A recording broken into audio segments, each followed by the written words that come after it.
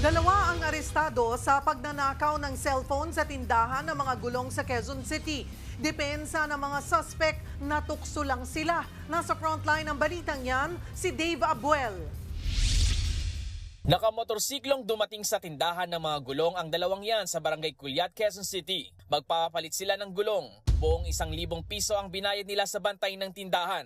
Lumabas naman ng shop ang bantay para magpabarya para sa panukli. Dito na pumasok ng shop ang lalaki. Kinuha ang cellphone ng bantay saka sila umalis sakay ng motorsiklo. Hindi na nakunan sa CCTV pero ayon sa katiwala ng tindahan, sinalubong pa daw siya ng mga sospek para kuhanin ng pinabariyahang 1,000 pesos. Dito na raw siya kinutuban na baka may nawalang gamit sa shop. Pagbalik ng bantay, nawawala na ang kanyang cellphone. Minuto pa lang yun, sir. Ayun lang yata yung ano niya talaga, modus para makuha yata yung gusto niyang makuha. Pero kalaunan, naaresto rin ng dalawa dahil namukan sila ng isang concerned citizen. Depensa ng suspect, natukso lang sila. Nangingi po ako sana ng dispensa, sana po mapatawad niya po kami. Nabawi naman ang cellphone, pero mahaharap pa rin ang mga suspect sa reklamong theft.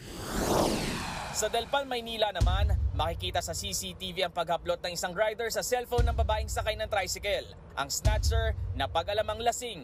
Naaresto siya sa follow-up operation at sasampahan ng reklamong robbery. Sa huli, na-recover ang cellphone at ang motorsiklong ginamit sa krimen. Paalala ng mga pulis para hindi mabiktima habang nasa biyahe. Hanggat maaari, pag nasa pampublikong sasakyan, ay kung maaari po sana, iwasan po nila ang paggamit ng cellphone.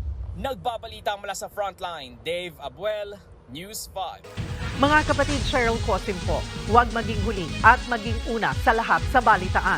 Para sa tuloy-tuloy na talakayan sa Frontline, mag-follow at mag-subscribe sa social media pages ng News 5.